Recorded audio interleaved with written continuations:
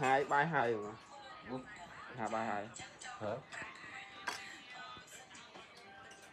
lươn cam sán đó